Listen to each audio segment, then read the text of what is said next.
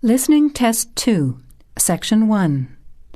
You will hear a conversation between Annetta and Charlotte, first-year university students, and Bill, who works for the Student Union Employment Service. First, you have some time to look at questions 1 to 5.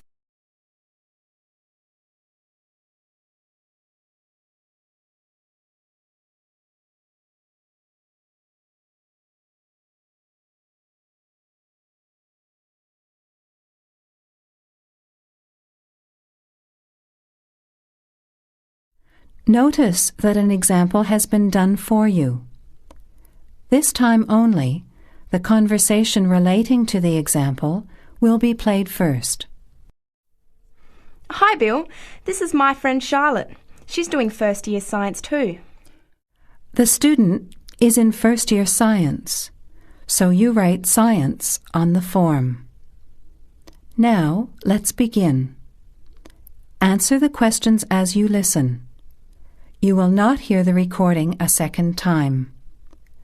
Listen carefully to the conversation and answer questions 1 to 5.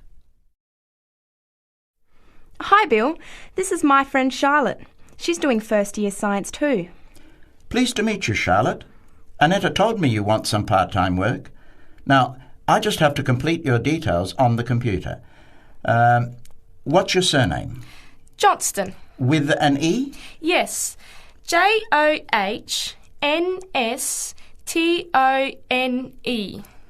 I know that you live in the Heathfield Street student residence, but I can't remember the street number there.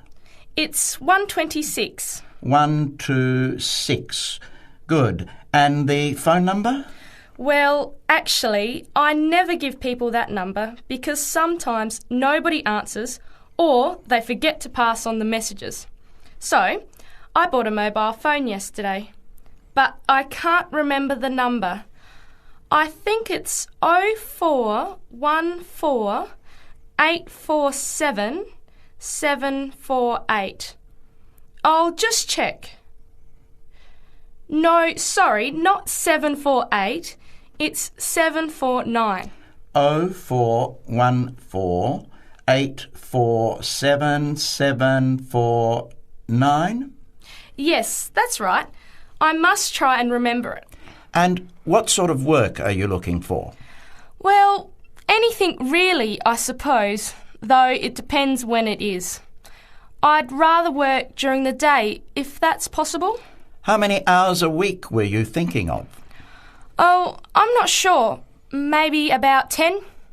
But I need to keep at least 2 days a week free for study. Do you have any work experience? Not much, though I used to help in my uncle's shop when I was at school. OK. Well, I'll put it in, but we don't usually get shop work. What about gardening? I'd rather not. Everything I touch dies. What other kinds of work are there? Well, there's a lot of demand for house cleaning, fast food preparation and kitchen work and pizza delivery if you've held a driving licence for 12 months. I'm not sure. Can I have a look at the vacancies while you talk to Annetta? You now have some time to look at questions 6 to 11. As you listen to the rest of the conversation, answer questions 6 to 11.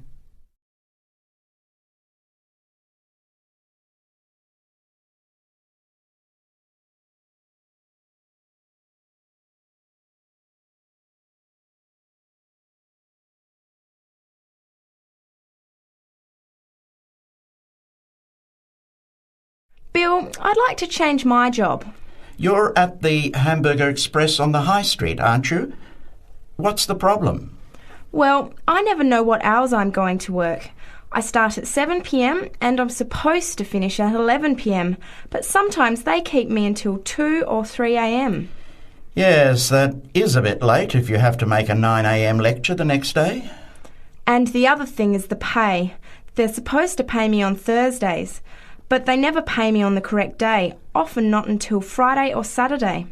A few weeks ago, I had to wait until Sunday. They said their son was sick, so they couldn't get to the bank, but they're always making excuses. Yes, that doesn't sound too good. Would you be interested in pizza delivery? You need to have a driving licence. Yes, I've got a licence, but I think I'd like to change from working in the evening. Are there any day jobs available? Well, as I told Charlotte, there are several cleaning and gardening vacancies.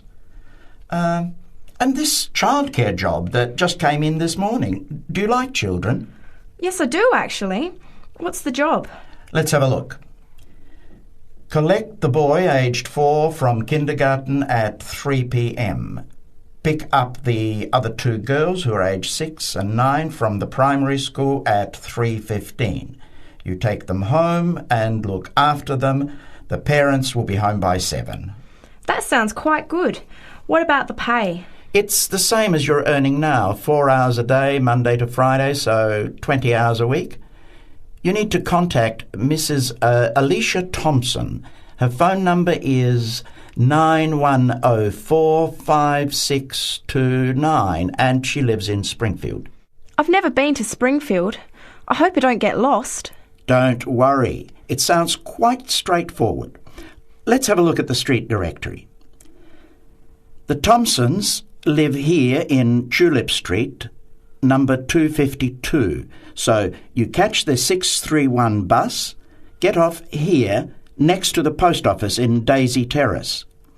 Walk past the post office to the corner, and on the opposite corner is the kindergarten.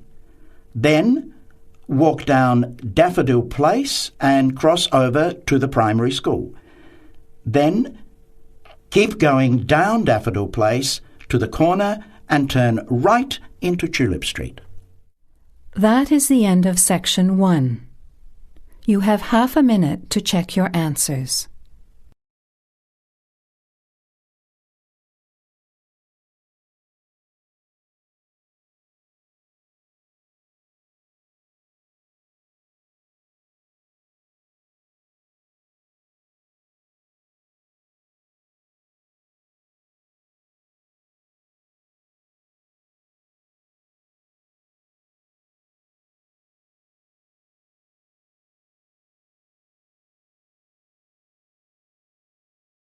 Now turn to Section 2.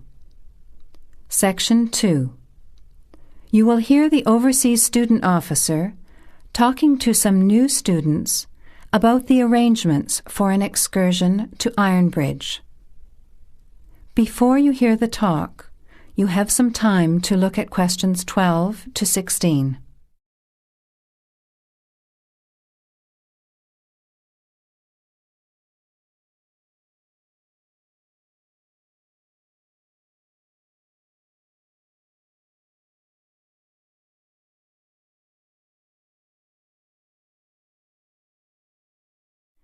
Now, listen carefully to the first part of the talk and answer questions 12 to 16. Hello everyone, my name is Pamela Sutcliffe and most of you already know that I'm the Overseas Student Officer here at Salopian Technical College. Next Tuesday, the 28th of September, we have arranged an excursion for all new students to the important historical town of Ironbridge.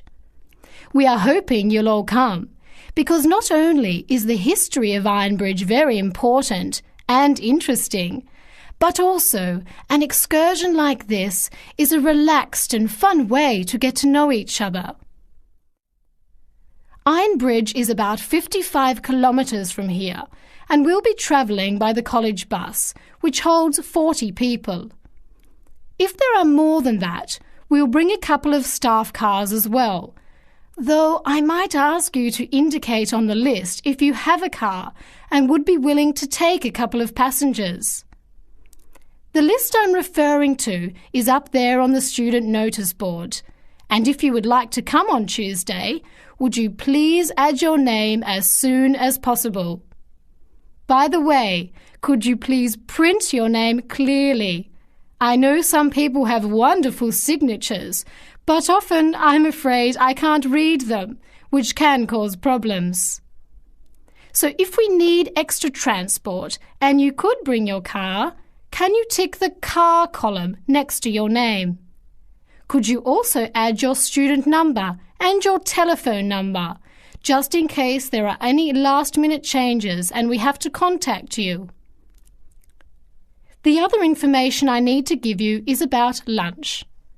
There's a very nice little restaurant in Ironbridge which gives a 15% discount to the college when we bring groups.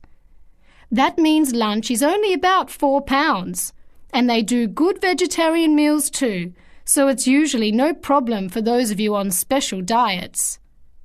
But if you prefer to eat your own food, that's fine too, either on the bus or in the park.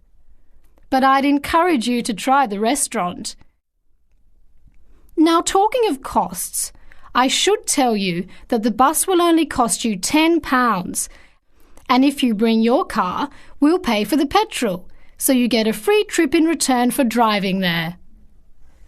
Will you please sign up by Saturday at 6 p.m. at the latest? The list is closed after that.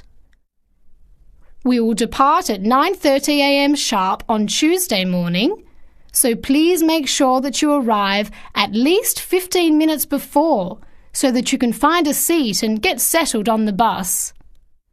Before the talk continues, you have some time to look at questions 17 to 21.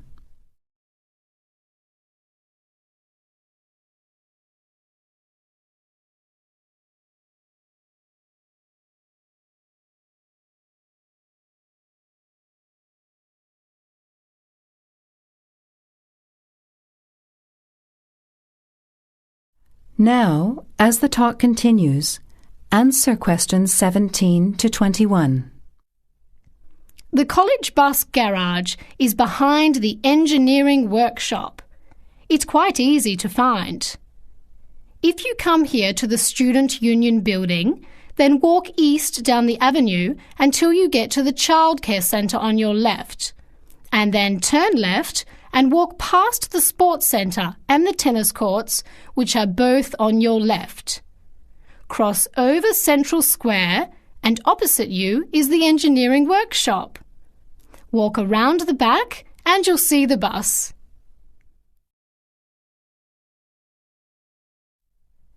Please wear comfortable shoes, as we'll be walking around Ironbridge and be on our feet for most of the day. Wear a warm jacket, and you might like to bring an umbrella and a backpack to put them in if the weather's warm and sunny, which we hope it will be, but of course we can't guarantee that. Certainly bring your cameras and any snacks or drinks for the bus journey there and back, which should take about an hour and a half each way. You should all check the notice board on Monday, and we'll also put a note in your mailbox to confirm arrangements, so don't forget to check it. Now, why are we visiting Ironbridge? Well, Ironbridge, as the name suggests, has got the original iron bridge. That is, the first ever iron bridge in the world.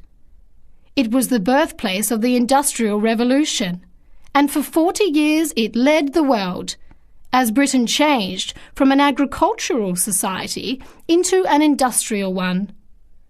It's hard to imagine today that this pretty, sleepy little tourist town was one of the most important places in England for over a century. Just imagine, 200 years ago, people from all over Europe and even North America came to Ironbridge to learn about what was then the latest technology. Today it is listed as a World Heritage Site by the United Nations, as they consider the unique collection of industrial monuments rank it alongside the Grand Canyon, the pyramids, and the Great Barrier Reef. One place that's fun to visit is Blist Hill, which is a reconstruction of a small Victorian industrial town where people are working and living as they did 100 years ago. I hope you'll enjoy the day. It's been a very popular excursion in previous years, so I'm looking forward to going again next Tuesday. Now don't forget to put your name on the list as soon as possible. That is the end of Section 2. You have half a minute to check your answers.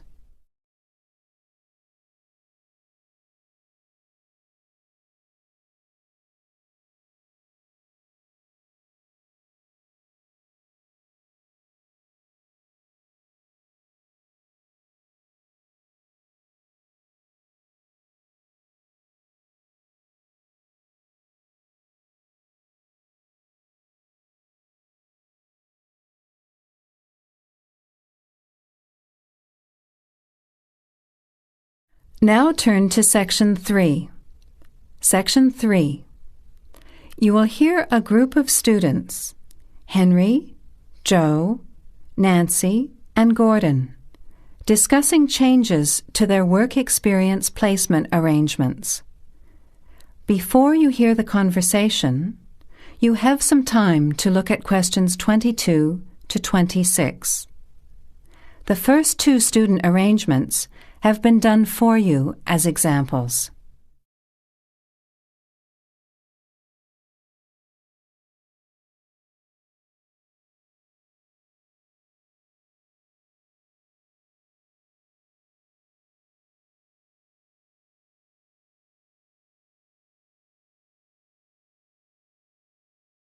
Look, there's the notice that Professor Jones told us he'd be putting up confirming the details of our work experience placements. But I thought that was already arranged. No, he said he'd have to check with the companies that the days we preferred were okay for them. Let's see if any have changed. Teresa's not here today, but her name's first. It says the Uni Bookshop, Friday mornings starting on the 23rd of March. So nothing's changed. I'll let her know. What about Manuel? He's not here either. Is he still going to the music store in the high street? If it's mainly music, yes, he's still down for that on Friday afternoons starting on the 9th. The day's different. It's changed from Tuesday mornings, but that's okay. I'll tell him. He'll really enjoy listening to music all day. Now, where's my name? Henry. Here it is. I'm going to the beauty shop, and I said I preferred Thursday afternoons. Oh, good, that seems okay. And my start date hasn't changed either. Joe, what day did you opt for? I'm going to Highway Hotels on Monday mornings. Yes, that's okay. And starting on Monday the 12th of March. Oh, has that been changed? Okay, I was scheduled to start the week before. I'll just make a note of that. What about me, Henry? Have I still got the Explore travel service on Wednesday mornings? Just a minute. Where's your name? Let's see. Nancy. Okay, here it is. Explore travel on Wednesdays, yes, but afternoons, and starting date is Wednesday the 14th of March. Has the date changed? No, not the date, just the time, which is fine. I'll get to sleep in. You lazy thing, Nancy. Chris's name is next on the list. Gorgeous Gowns Fashions. What a name. Yes, it sounds good, doesn't it? I'm hoping he'll bring me some free samples. So, has he still got Wednesday mornings? Yes, Wednesday mornings starting on the 14th of March. Okay, I'll tell him when I see him tonight that his arrangements haven't changed. Gordon, what about you? I chose that software company that makes computer games. I can't remember its name, but I asked for Tuesday afternoons. Oh, yes.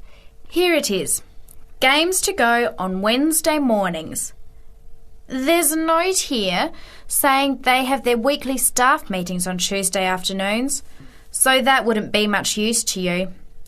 That's why they've changed it to Wednesdays, starting on the 21st of March, so you can see their working setup. OK, I'm glad they've changed it. I don't think I'd want to sit through a meeting every week. Before the conversation continues, you have some time to look at questions 27 to 30.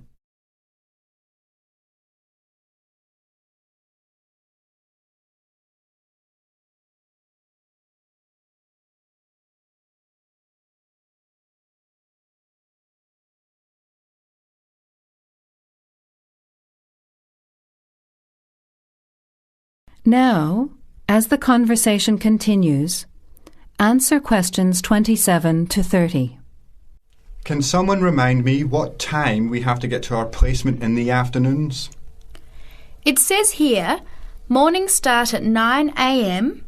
and afternoon sessions at 1 p.m. Oh, that's a shame. I thought Professor Jones was going to change it to 9:30 a.m. and 1:30 p.m. Yes, he did say that he'd try to make it later, but obviously that wasn't possible. By the way, just in case, what happens if we're ill or something and can't make it? Do we phone the college or the place we're going to? I think we have to phone the company first and then the college. Didn't you get the information sheet about work experience at our last seminar? No, I missed it because I had to go to the dentist. What else did it say?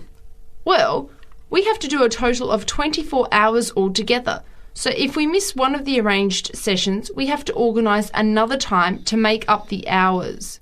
And he gave us details of the presentation we have to give about our work experience. Oh, really? What do we have to do?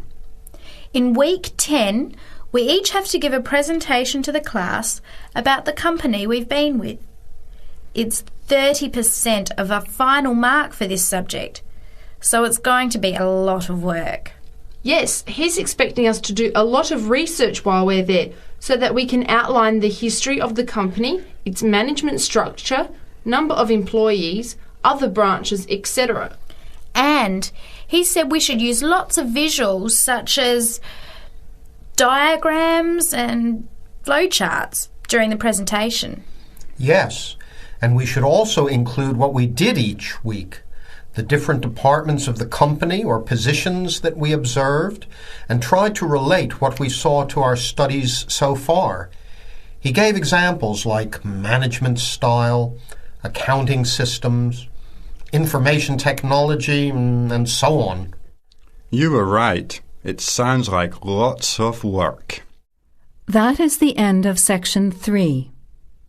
You have half a minute to check your answers.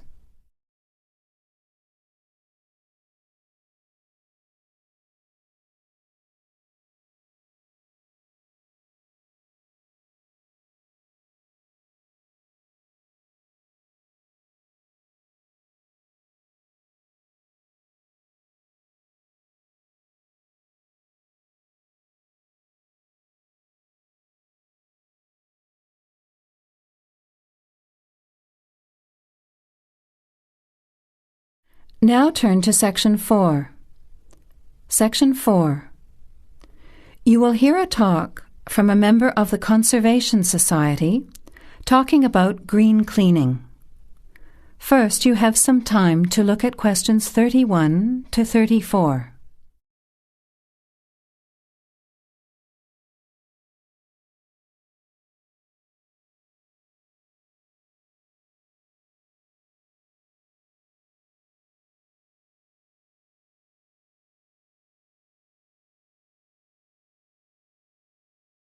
Now, listen carefully to the talk and answer questions 31 to 34.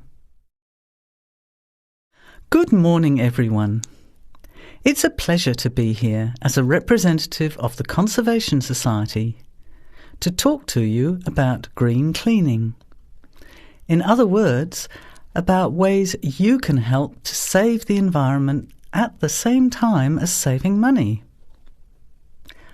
I'll start with saving money, as we're all interested in that, especially students who are living on a tight budget.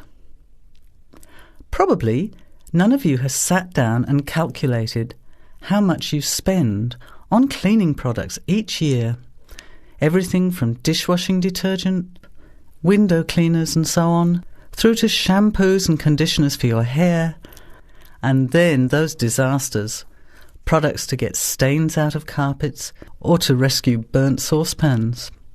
I can see some nods of agreement. Even if you don't spend a lot of time on housework, you'd end up spending quite a lot of money over a period of time, wouldn't you? We can save money on products and also use products which are cheap, biodegradable and harmless to the environment. These I will call green products. Unfortunately, most cleaning products on sale commercially are none of these, and many of our waterways and oceans are polluted with bleach, dioxins, phosphates, and artificial colourings and perfumes. Also, think how many plastic bottles each household throws away over a year. They'll still be around in landfill when you are grandparents. So we often feel there's nothing we can do to make a difference, but we can.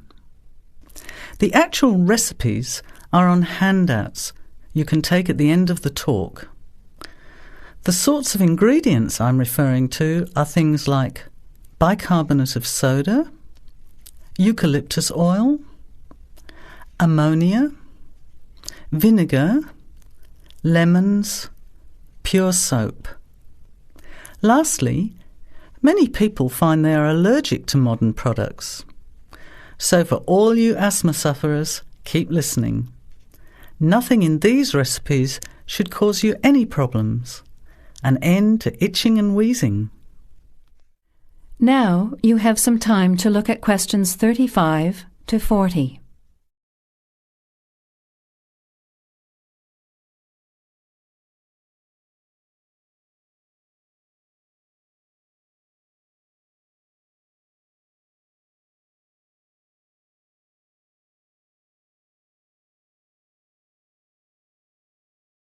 Now listen and answer questions 35 to 40.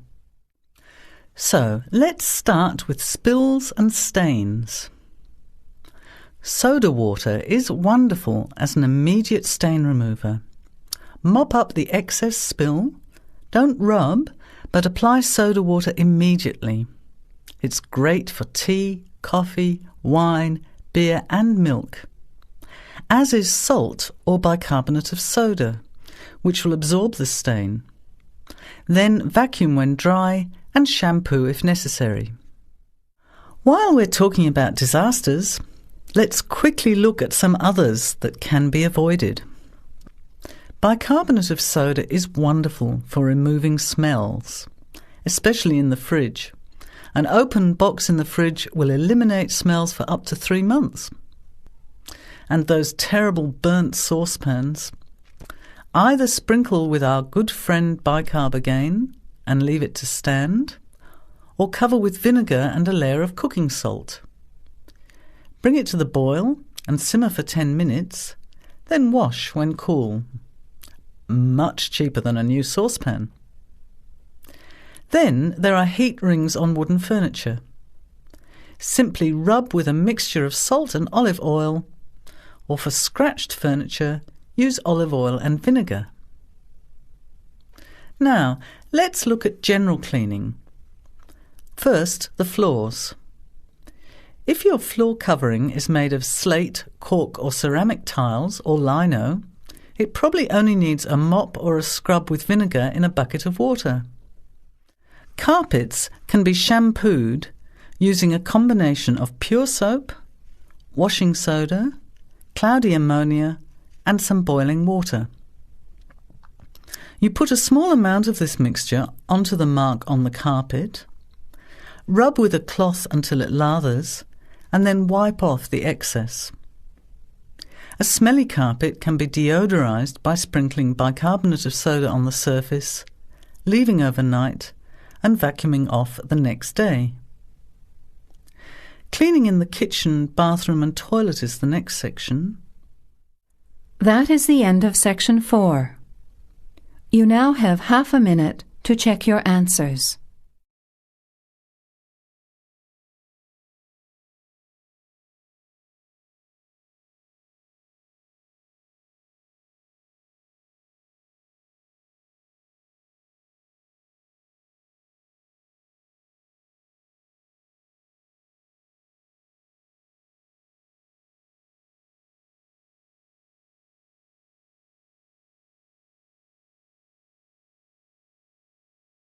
That is the end of the test. Now, check your score. But before you go on to the next listening test, Look at the section in the book on how to improve your vocabulary and listening skills.